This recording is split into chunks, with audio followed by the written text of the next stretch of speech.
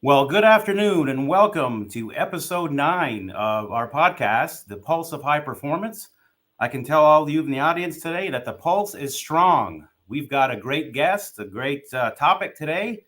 So, in a minute, I'll introduce our guest. But basically, today we're going to be talking about a very important tool and a very important concept of getting some time back as a leader. So, leveraging the power of leader standard work as a valuable tool to become a high functioning leader. So we're going to explore that topic today. We are sponsored by Visuant, which is our single source of truth software application to drive performance in your organization.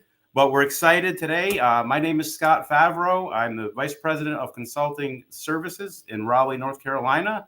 And I am honored and delighted today to have Mr. Vonn Schopp, who is the Director of Manufacturing at Haviland Enterprises in Grand Rapids, Michigan, with us today. Vonn, welcome. Welcome to the podcast. Thanks for having me on the show. Yeah, I appreciate your time. We're going to talk a lot about time and how do we protect time, and we know we're busy doing a lot of stuff. So I appreciate it's kind of ironic. I appreciate the fact that you're able to carve out some time, to be here today. So super important. For all of you out there, Vonn is not only a client and somebody who we had the pleasure of working with throughout his career at different points, but also a friend of ours. So I think we're bringing a lot together to take advantage of his time today. And I can tell you, both him and I are passionate about this topic of leader standard work and really protecting your time and doing the right things and priorities around what it means to be a high functioning leader. So with that said, Vonn, first of all, again, thank you for being here today. If you can just tell the audience just a little bit about your background, right, and your current role at Haviland Enterprises. So, yeah, I'm Vonn Schopp. Been in the chemical industry for now 25 years, which seems like it was yesterday. Graduated from school and everything. So I've been in the plant for the first 8 years of my life, in manufacturing. The last 17 have been in leadership positions as plant managers and now as a director of manufacturing.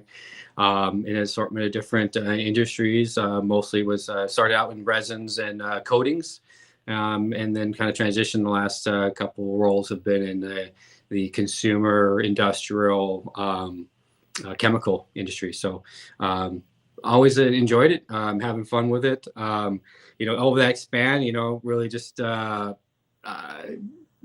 two wonderful kids at home, and a partner. We've been together forever. They sacrifice a lot so I can enjoy and advance my career. So a lot of what I can do is I appreciate to their willingness to allow me those opportunities. So with that said, just kind of getting into it. I mean, we have so much time. We don't have that much time, right? So as you said, protect people's time and trying to find the right mix between, are you working on the right things or are you just burning time? So I think this is a very personal piece. And, I think certainly in my early part of my career, you just work on what you need to work on, and, you hope you're working on the right stuff, or you listen to your bosses and they give you work, and you just kind of try to make it fit the day. But sometimes the things that you really want to get done don't happen. And so, when I got introduced leader standard work, it was a learning curve, something new to me. Always tried stuff. I've been through, different types of,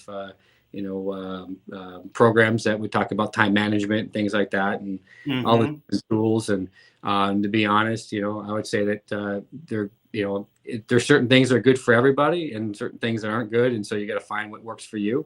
I found that leader standard works the best. And I associate it mostly to the fact that we expect our teams on the floor to have standard work themselves, right? I mean, Vonn, and that's interesting. I want to build on that. I want to tee you up a little bit because I think I want to frame it up because I think I want the audience to kind of get the message of what it is, why it's important, and build on that. But I appreciate you sharing that. One thing I will say, Vonn, that I kudos to you is when we talk or when I see you engage with your teams and your folks.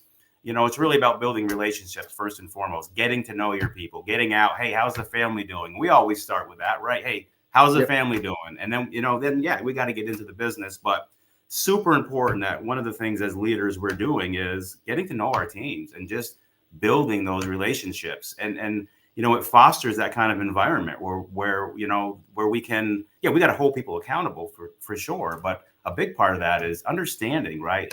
More about our people. So that's awesome. We've had a lot of podcasts and we've talked a lot about and what we do with our process-based leadership methodology, as you know, is we talk about being good with, how do we set up teams to execute? How do we set up teams to really have more focus, urgency, and accountability?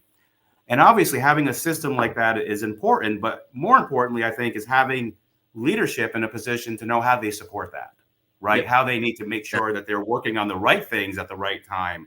What are they doing to support that and foster that kind of environment? So, just to kind of build on what we're going to talk about is what we typically see, and I'm sure you can attest to this in a lot of current states, because we all have a plan, or we all think we have a plan until stuff happens, right? And we get into it.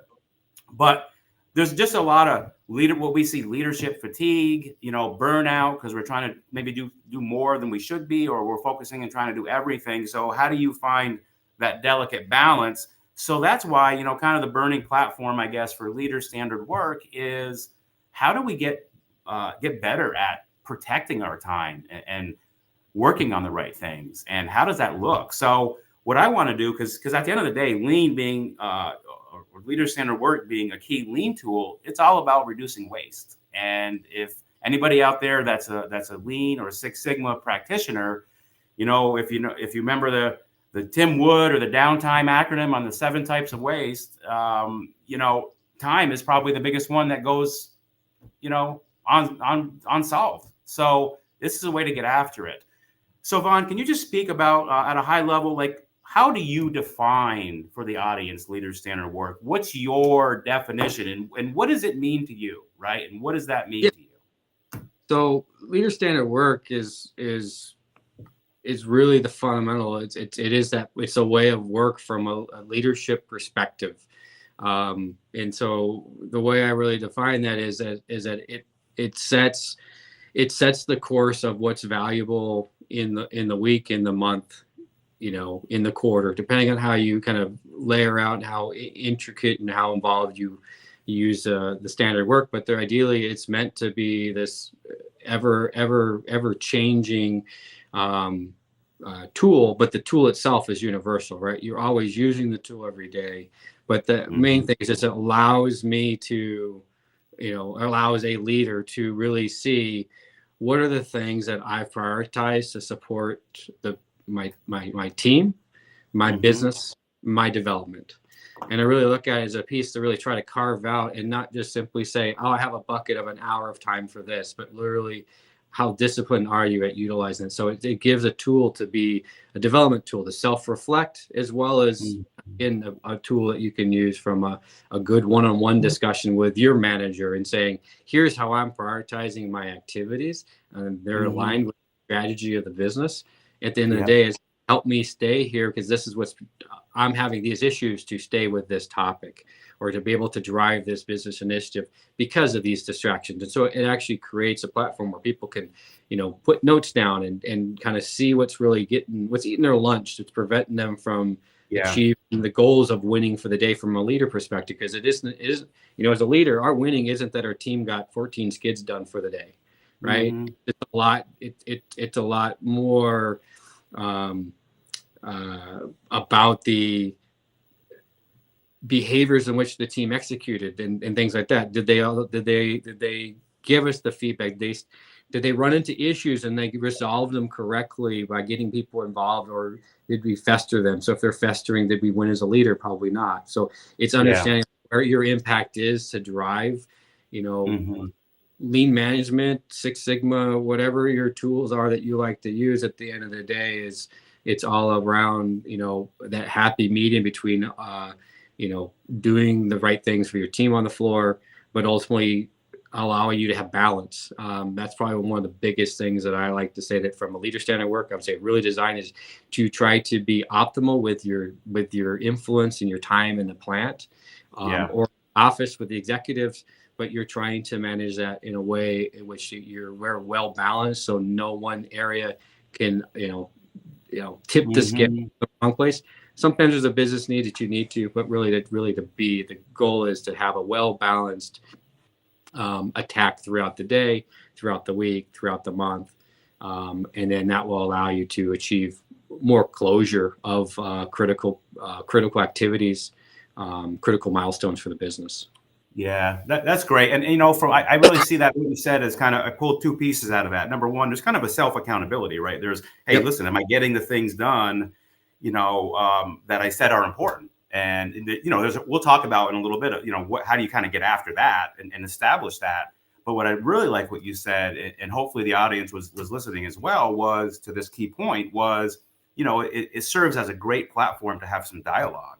Hey, listen, if I said I'm going to get this done, and it's important, great, right? Affirm those behaviors, because I'm probably doing the things that I should be if I said they're important. But if I'm not, let's have a conversation, right? If there are things that are getting in my way, preventing me from from doing whatever it is I need to do, then that's a great conversation. Hey, what got in the way? How do we improve it? How do we iterate it? So a lot of times, I believe, and kind of the best way I've heard it described, kind of building on that, is, at the end of the day, it's really the best current known way for me to execute those things that are important, to really lay out and have a plan of execution of what is it that I'm going to do right now. And sometimes I think you got to talk about what it's not, right? You got to demystify it. Sometimes it gets a bad rap because, you're trying to be punitive or micromanage, or you're using it for time tracking. Has that been, have you experienced that in your career as well? Does it kind of get a bad rap sometimes? Yeah, I think especially when you have those that just kind of have a tool already that works for them. They have that, and then for those who haven't had it, it's intrusive.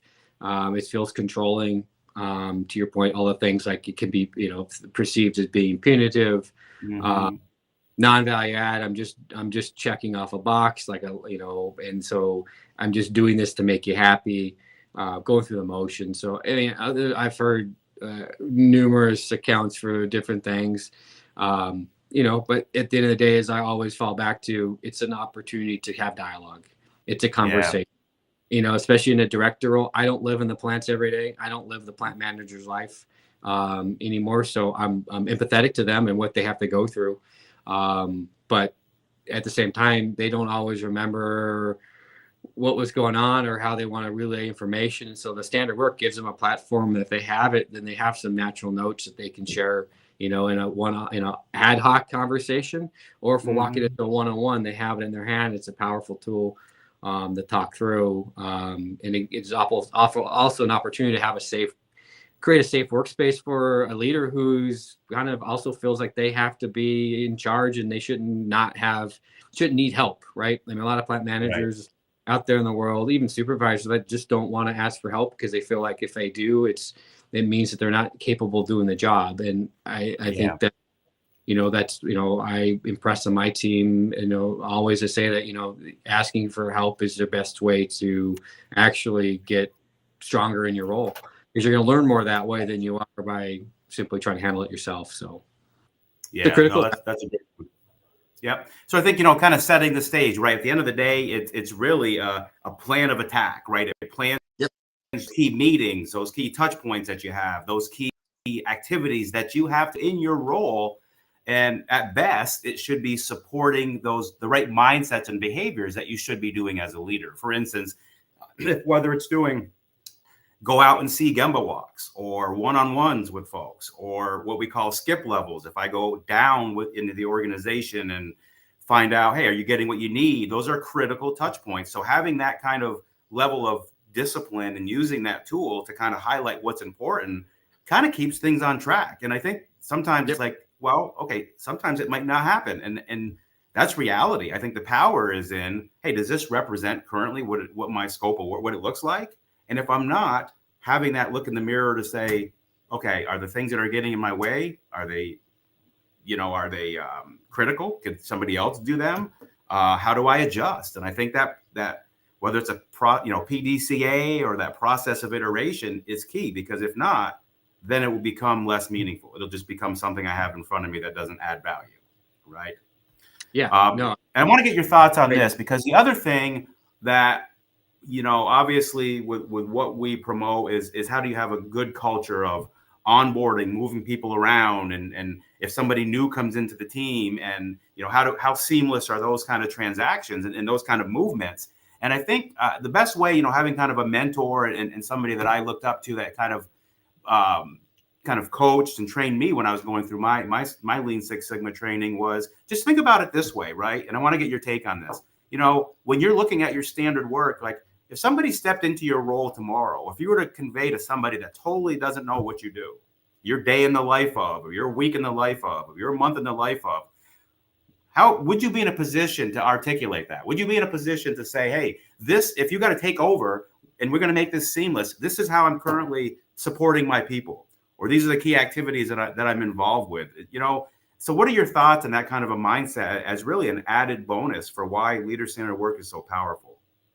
Yeah, I think it's by having that, the handoff is easier, the onboarding easier. It gives them a starting place to just have a routine to follow, right? I mean, They may change it as they build their role and they start to improve upon the role, but at least as a starting place to say, hey, work out a routine where you can hit these milestones. And that just gives that person some, instant, like, I kind of know what I need to do today. And then they can start to, as they learn the business and they start to kind of figure things out, they may add things. They may find that one thing that used to be a priority for my role is now moved to somebody else's prioritization, so it falls off their list. But it's that piece that it gives that person some comfort food. They're not making it up. They're not, faking it till they make it. There's a roadmap for them. There's a roadmap for them to practice and to get familiar with the team, to be involved in the team, to just really, as a leader, really start to, really just, step into the routine of the previous person. It really just gives them a lot of natural credibility of not just in the position, but because they're showing up. And so now they're there. Now it's the rest of the tools of why you hired that person in anyways, is to get them in front of people to help improve the processes and whatever function they have. And so really being able to give them a way to get in, the way to go to those places without having to kind of learn it by making mistakes, right? I mean, it's nice to, but especially when someone's new, the last thing you want to do is have them take a longer time to onboard. Let them make mistakes being creative in the new role, not just simply trying to figure out how to be the role. Yeah, no, that's important. I think having that, I think makes a difference, because in the absence of being able to sit down, if somebody's coming into either your role or a role that you've set up anywhere where you've set standard work, it's hard. How else do you know? So it kind of takes off the table that gap, or that fake it till you make it, like you said, or we're not giving the people the same experience, because if I don't know that this is critical, or I don't know that this is kind of the rhythm that's been established, then it really creates a lot of that ripple effect. It really creates a lot of just kind of climates that we don't want to see. There's a lot of uncertainty. There's a lot of lack of trust. There's a lot of lack of communication, because it's just inconsistency, right? So it creates that kind of stabilization if it's employed across all levels, right? And certainly, and if you think about it from a perspective of an operator on the floor or a scheduler in the department, wherever that leader, who those people whoever that reports to that leader, the fact that they already have an expectation of their leader to be at certain places at certain time. And so that just adds to that credibility that this leader's being part of the organization and values being where I need them to be at the time, because this is where my standard work says, hey, my supervisor should be swinging by at this time so I can do this. And if they're not there for that, then that process that was built, that was success for the business, will fall apart until the leader catches up, in which case then, there's, it can be such a, snowballing effect when you change leaders, that if, the team on the floor who is always really not dependent, but are need milestones. And if they already have routines with them, they need them to be there to keep their success for their line, because that's where the money's made, right? The value of the work is really the front line. It's not in the leadership. Leadership should really need to show up when they're supposed to show up and add value where they can to support the teams. But at the end of the day, is they really, but the team wants them there. So it's just trying to make sure that they really can support the team early on. And that gets them integrated in the business, makes it, like you were saying, the credibility. The credibility of a new leader is critical. So the last thing you want to do is set up a leader where the team is just like, well, wait and see. You'll like them later on. Like we want leaders coming in, the team already love them, right? And so how do we set them up for that so the team just instantly wants to bring them into the fold and they're part of the group? I know it's a part of the process-based leadership too. Is just that instantaneous that someone walks in the organization knows what we value. And then they know what to expect when they walk in the room, right? They know what they expect when they get in the meeting. They know what they expect when they talk to the team on the floor.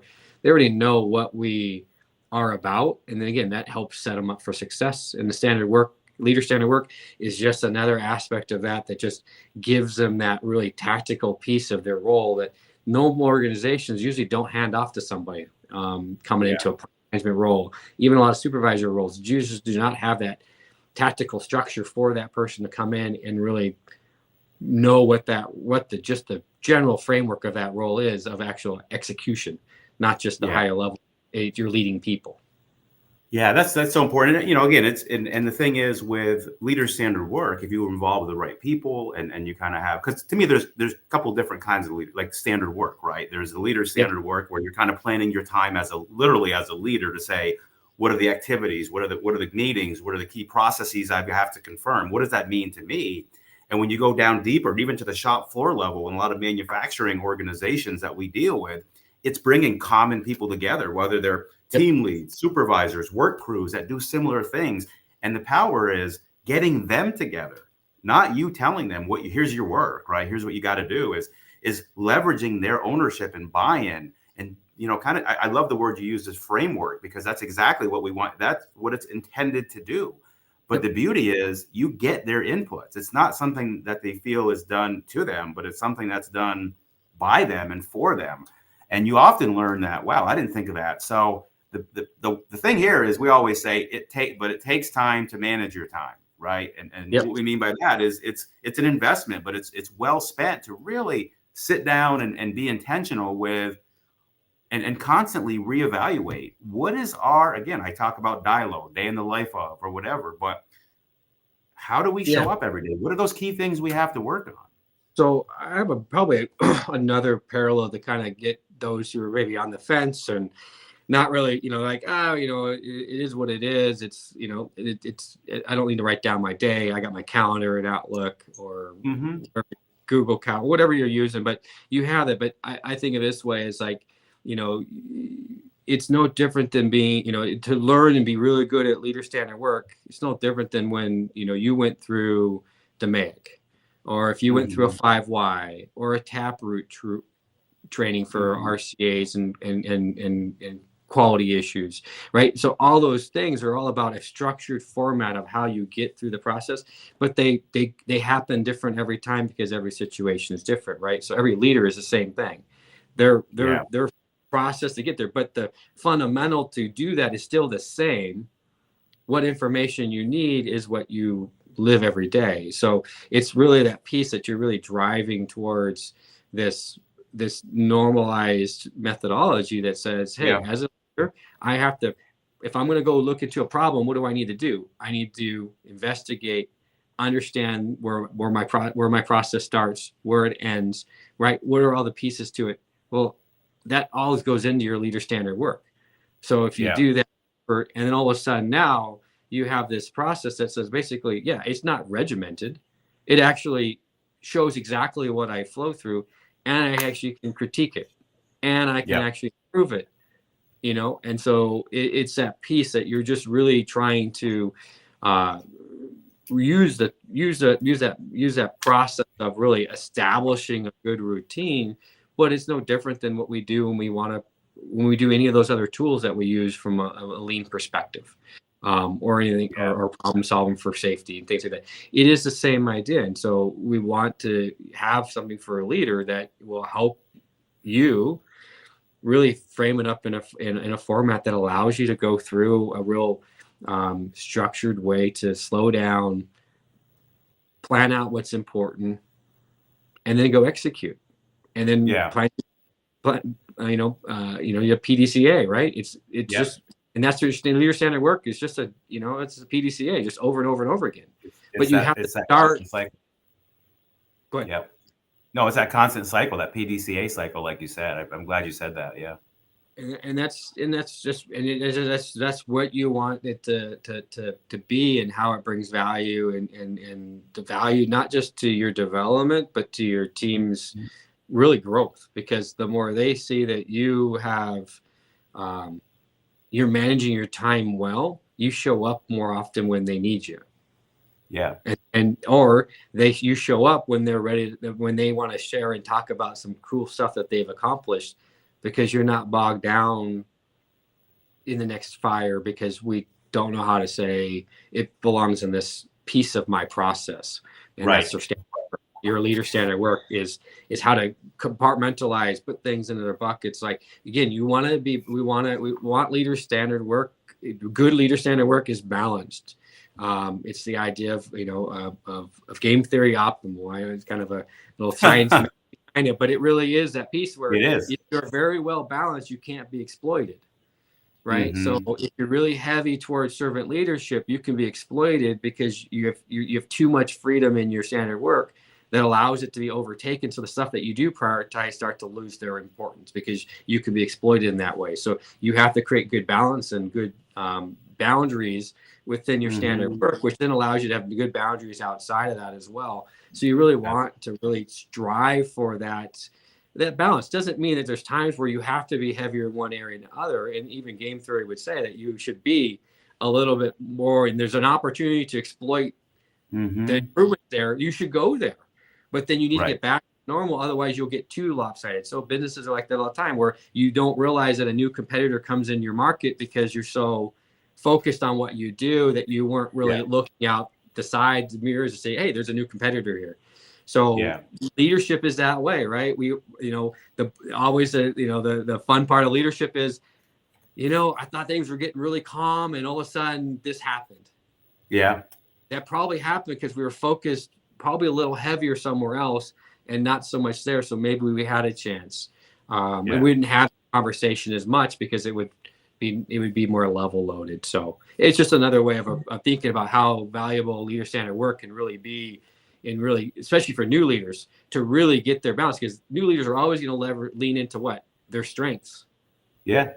And if you can't show them, listen, or help coach or guide and say, this is my, we don't want to lose your creativity, your personality, but you can't have stabilization without some kind of structure. Right. Exactly. And I really liked how you drew on that parallel to other lean tools. But, the reason I love leader standard work too, and we've talked about this offline, and, it's not prescriptive to say this is the only style that works. I mean, I've seen a leader standard work, whether it's in your calendar and you print it out, or it's on a to-do list, or it's on other simple templates. But at the end of the day, I think it's that visual management, that being able to see it, right? That, we all have a lot up here, but if I can't see and somehow arrange it in a way that's easily digestible with all my inputs, all the things that I do, all the stuff that I'm responsible for, all those critical touch points, and I get, because the nature of the beast is there's always going to be different inputs. Things come at us, things get, there's unknowns. And I think in the absence of that, it's just another thing we have to juggle versus, okay, now let me evaluate, right? And it kind of leads me into the next, I just want to kind of get your thoughts on this, because now that we've kind of laid the framework and hopefully people understand kind of how, and to me it is simple, right? But it's just taking the time to do it, right? It's the mindset. But if I'm out there and I'm saying, this sounds great and it sounds simple, can you just maybe, just as a little bit of a flavor, if I'm somebody that has a question like, hey, Vonn, how do I even get started? If I'm struggling with our time, and imagine that, right? I'm sure everybody out there is probably saying, yeah, I've got some issues with time management. And I wanted to just, hey, get the ball rolling. What kind of guidance, advice, maybe some tips based on your experience? How would I get started? What would I do? What should I do? So I think there's two ways I would look. I think there's really one way that I think is the simplest way is just have a blank sheet of paper and literally walk your day and write down the things you do. And then take that sheet, you can put it in Excel or take the same sheet again the next day, and then you check off what you did again.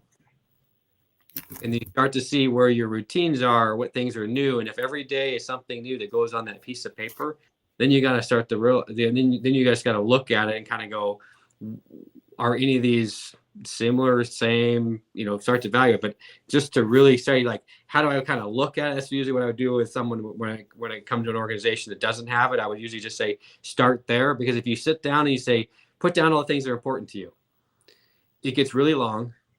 And then it's too much that sits on a piece of paper. So often it's easier to just say, what are the milestones that you touch? Put those on a paper, and then let's work from there and talk through it. If they're doing it on their own, then I would say, same thing, do a blank sheet, put down the stuff you do for the day. And then I would then look at that sheet at the end of the day and say, what's really important that moves the business KPIs? And circle those up and say, those items I will do every day. And then the rest of the stuff, you start to fill it in. But eventually, that would be the easiest, a straightforward way of just doing it, because that'll also challenge your meetings. I mean, there's a whole lot of things about, you start doing standard work and you spend all day in a meeting, then you start to go, how am I moving KPIs? How am I moving the business forward? Yeah. And that starts open a whole nother can of worms. Because it's another piece of it. There's a desire to be where you think people want you to be because they're asking you to join meetings, right? But sometimes is it really moving your department, your overall business forward? If it's not, then we find tactful ways to start to kind of bow out of those for a short period of time, so you can get your standard work under control. Yeah, and really that's awesome. Yep. I mean, and I agree. I mean, it's as simple as getting a blank sheet. It's just, sometimes you got to get out of the space. Well, I'm busy, I don't have time. And I'm always intrigued, because we'll deal with the pain. We'll deal with the inefficiencies. We'll deal with the poor work-life balance, the fatigue, stuff that we know. But I think in order to get in that space of progression to being a more of a high functional, impactful, more in control leader, it literally does take time to manage your time. But on the back end, you start getting in this rhythm. And I love what you said, because you just from a daily, you can then do that weekly, monthly, start brainstorming. I think one of the other tools that comes into play, whether it's leader standard work at this level or down further, in the trenches with a work group, and we've done this a lot, especially recently with just trying to stabilize with organizations, is going back to simple process mapping.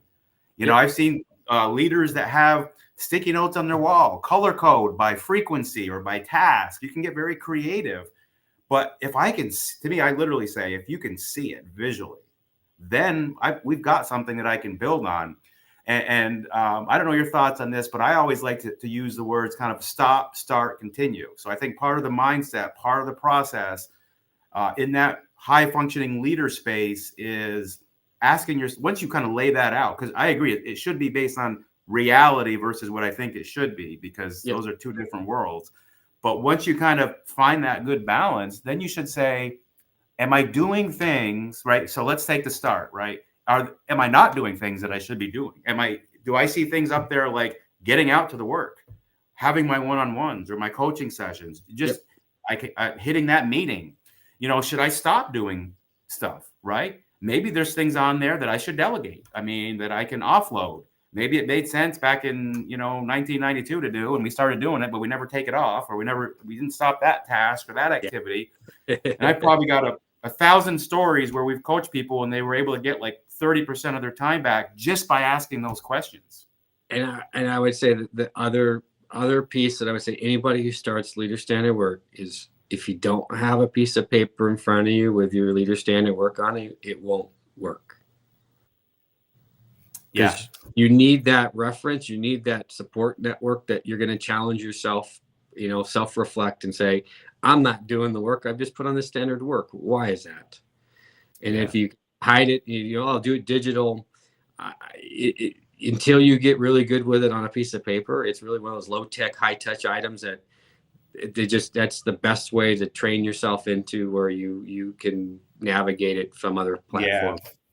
Its critical path is that you need, everyone needs that. You need that instant feedback, to really drive you to the consistency that you need to have from, having really good leader standard work, whatever role you're in, whether you're a CEO or, plant manager or supervisor, you need that, some functionality that says I can hold myself accountable to the things I need to get done that are going to help the business.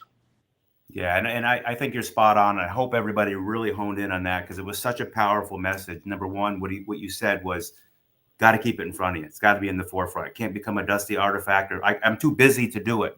Well, then, okay, then you're probably going to slip back into where you were before.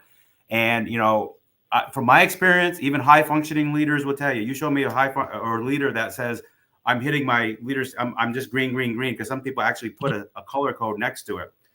And if everybody says they're always green, they're always knocking it out of the park, they're probably either not looking at the right things close enough, or they're not being open to say, as a valuable tool to say, what do I need to do differently? I think that delta in low functioning and high functioning lives within your ability to say, hey, this isn't a scorecard. This is a valuable tool to help expose, like I said before, hey, and I also think it's a great opportunity. It's got so many, to me, side benefits, because then you get your time back and you start saying, hey, maybe I can take these maybe I don't need to go to this meeting anymore. Maybe I can have my level down or somebody else go and give them an opportunity on their standard work. We can compare notes.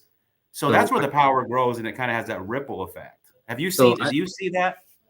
Yeah, and I think I was going to say that the one piece we haven't really touched on, and I think you kind of alluded to it early on, which is really anyone that I know that really stays with the leader standard work usually finds the point where they're like, I don't know what to do with myself. I've run out of things to do. And the reason why I say this is because you get so regimented that you're working on the things that are so important that you now get time to go work on the next thing that is important to the organization. And then that becomes the add-on to your leader standard work. So you start carving out that strategic aspect of your role that you always kind of found time on your free time, on the weekends, at home, in the shower, wherever your great thoughts come from. Right. You start to realize that, hey, I can actually do that strategic work at work. And so for me, I always say, like, you start out usually with a fairly loaded standard work, and then eventually you end up with 10-15% of your time back. That's great, because you can't, to your point, and we say this all the time, and this is, it's hard. You can't be strategic if you're constantly in the tactical, and without this as a value. I'm glad you kind of came back around to that and went further, because you're absolutely right. I mean, that allows you to focus on that sacred time that you should, if your role is to be more of a forward-looking strategic leader. That's awesome. Yeah. And so, Hey, Vonn, we have a quick question, and this.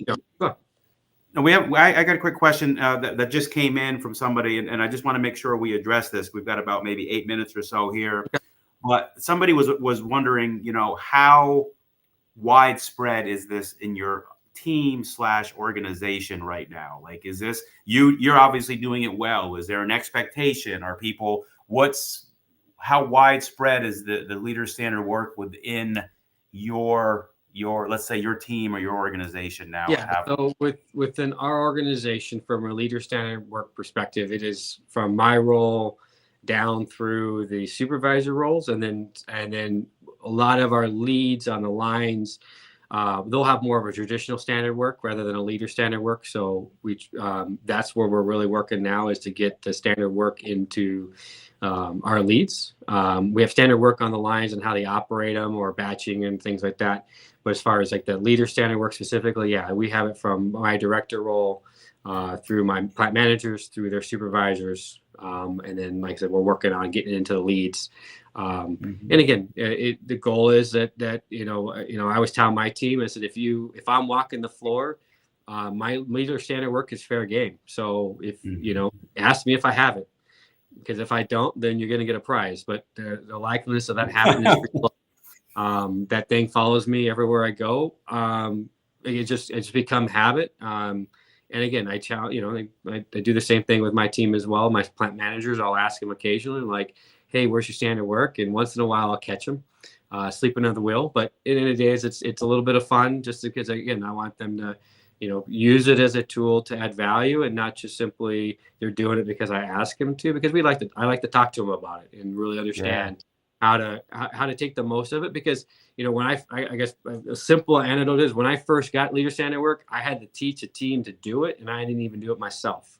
So it was a very awkward situation. So I was very empathetic to that for the plant managers. So I rolled it out with them first, made sure that they were comfortable. We had good one-on-ones. And then I said, okay, now let's get supervisors involved. And I didn't do a lot of their work one-on-one with their supervisors. I let the plant managers develop that with the supervisors.